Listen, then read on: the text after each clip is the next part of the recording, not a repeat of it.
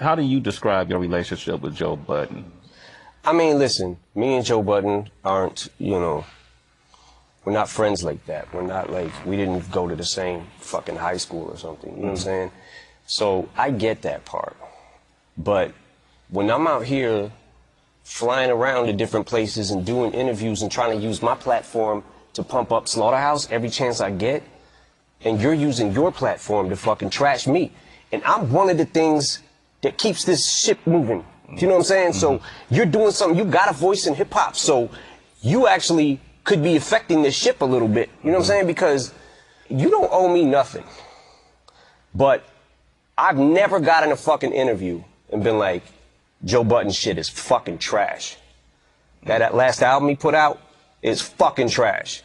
So that's kind of the attitude I took to this whole album. Kamikaze is like, all right, what if I give everybody my opinion about them?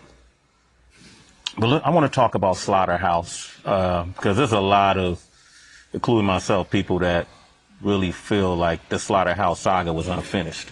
You know, I know there's a Glass House album that was pretty much completed but never released, right? Where we had left it about 2 years ago was everybody came in and some of the guys in the group picked certain beats, some of the guys didn't feel those beats, so they liked the other beats, and there was definitely enough songs to put an album out, but for the most part it wasn't a complete picture because everybody wasn't on the same page of what their favorite songs were.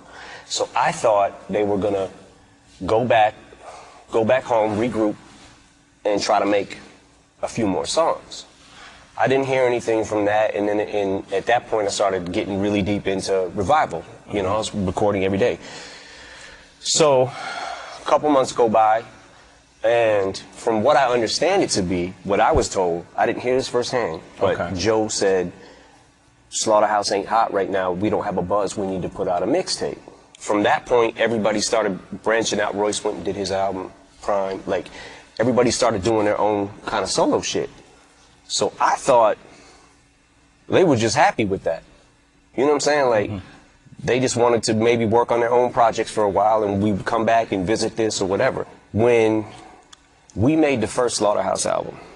The Welcome to Our House? Welcome to Our House. That was another album that I felt like, holy shit, people literally just trashed this. They trashed this album. There was a huge fucking backlash of, oh man, this ain't what we want to hear. It sounds too polished and all this shit. Like, you're critiquing these guys who are fucking wordsmiths. Do you know what I'm saying? Like, so there's a certain type of person that, oh man, I only like the beats. There's a certain type of person that will lean towards lyrics more. There's a certain type of person that will lean towards a voice more. They like better. You know what I'm saying? Like, everybody leans towards their own thing, but I was just like, holy shit. Because to me, the beats were crazy on that album. And only thing I did was added my little touch of like sprinkling music in these tracks and mixing them to try to bring out, you know, the production a little bit, which I don't even know if I did any actual beats on there on the first album, but all I heard was the backlash that it was too polished. Yeah. So we said, okay, let's do another album and then you guys do what you want to do with it, which is kind of, we left the ball in their court kind of thing. So I didn't want to touch it in the sense of like, other than give my opinions on songs, I didn't want to touch it with my production because I felt like what if that is the reason that they didn't sell albums? I don't want to hinder that. You know what I'm saying? So we gave him another album and next thing I know I hear Joe talking about who got that money, who got what money.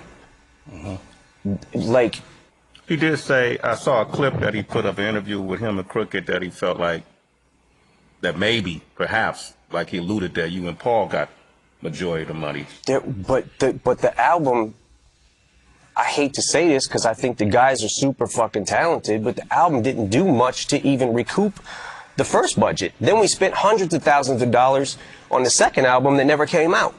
What money didn't you get?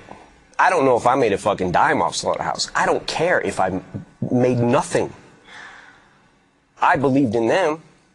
So I wanted them to I wanted them to be huge, man. I really did. I wanted a group that lyrical to fucking just bust through everything. You know what I'm saying?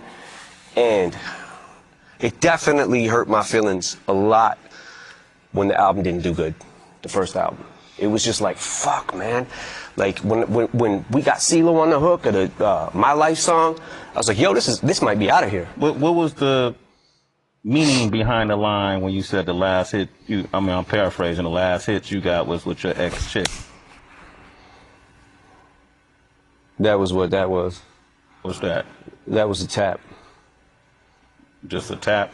It was a tap, but he was also saying that his alleged domestic abuse things or whatever, which I'm not going to get into, but I feel like the reason I had to do that is because, like I said, there's a fine line between saying, you know what, this guy's really been cool to me. He's helped me out and tried to help out on many occasions. So I'm not going to go in on Untouchable like that. I'm going to say it ain't for me. I'm not crazy about it. Whatever. But to be the worst song you've ever heard in your life, have you listened to your own shit? Do you not listen back? Because if that's the worst fucking song you've ever heard in your life, I don't know. Yeah, it's interesting. So we'll never see that Glass House album, probably, as far as you know. I don't know. I don't have the answer to that. I want to just make it clear, though, that aside from the Joe shit, I think that Slaughterhouse is one of the best rap groups ever to ever happen. But that being said, I wish their first album would have connected. Yeah. To more people than it did. I don't, to this day, I still don't. Me and Paul are like, what the fuck happened? You know what I'm saying? Like, but look, man, everybody's not going to like everything you put out all the time. So. That was a dream team of MCs, though. And I think a lot to what you're saying in regards to why aren't people reacting to these wordsmiths is that's how we came up, you know. And honestly, what people may not realize is that's what really separated hip-hop from R&B, rock and roll, and other genres was our ability to bend words to create patterns that made it unique to our genre specifically, which it seems like is something that doesn't get any credibility or people don't put not everybody put a whole lot into that. Now, they don't give a lot of credence to that, you know, which is probably Slaughterhouse could have been a victim of that, that kind of ideology. You also, in this album, you went in on MGK. You guys had a discrepancy. He mentioned it in his response song, Rap Devil, you know, that let's call Swaye and ask him why I can't get on Shade 4-5. That was in response, so I seen him on the street once, and I didn't know he couldn't come up to Shade at that time, 4-5. And I said, man, come on up, man. And then I had to see him again and say, hey, man, I don't know what the shit is. Yeah. But until that gets cleared up, there's no way I can have you on there. Yeah. What's the shit with that? What happened? Well, the shit is, just for the record, the thing that was going on that he was saying about my daughter, I didn't even know about that until like literally like a year and a half later. Okay. I wasn't, it never hit my radar. And then one day, you know, you go down the fucking wormhole of YouTube and whatever, right? So I see Machine Gun Kelly talks about Eminem's daughter, whatever, right? So what the fuck? Click on it. Like, yo, why is he? Then he starts doing a press run, basically, about Haley. I'm like, what the fuck? Yo, my man better chill, right? So that's not why I dissed him. The reason I dissed him is actually a lot more petty than that. Okay. The reason that I dissed him is because he got on. First he said, first when he said, I'm the greatest rapper alive since my favorite rapper banned me from Shade 45 or whatever he said, right? Like I'm trying to hinder his career. So I don't give a fuck about your career. You think I actually fucking think about you? You know how many fucking rappers that are better than you? You're not even in the fucking conversation. I don't care if you fucking blow or if you don't blow. It doesn't matter to me. But then when you get on Tech Nine's album and you start sending shots and people start hitting me up, yo, Machine Gun dissed you, he just dissed you, he dissed you. I'm like, I listen to it, I'm like, did he really diss me though? I keep listening to it. Yo, this rap, you not gods. And then somebody sends me a screenshot of his Twitter. And it says, had some shit to get off my chest. You just rap, you not God. Some shit like that. And I was like... A reference to the Rap God song? Yeah. So I'm like... On the song, he said, y'all just rap, you not gods. And on Twitter, he said, you just rap, you not God.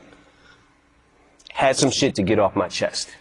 And I'm seeing... And by the way, this was on the heels of the freestyle he had just did about Shade 45s. Like, shut the fuck up. Shut the fuck up. Now I'm in this fucking weird thing because I'm like, I gotta answer this motherfucker. And every time I do that, it makes that person as irrelevant as people say I am in hip hop. Yeah. I make them bigger by getting into this thing where I'm like, I want to destroy him, but I also don't want to make him bigger. Do you know what I'm saying? Yeah. Because now you're a fucking enemy. So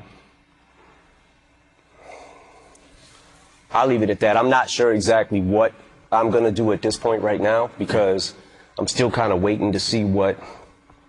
You haven't heard his Rap Devil response? No, I heard it. What do you think of it? It's not bad for him. Mm-hmm.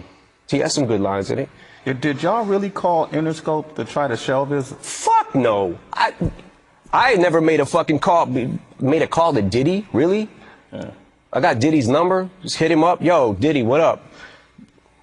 Never happened. It didn't feel like a diss to me. It just felt like pitiful. I'm like, oh, fuck. Now I'm feeling bad for something I didn't even have to do with. So that's how that happened.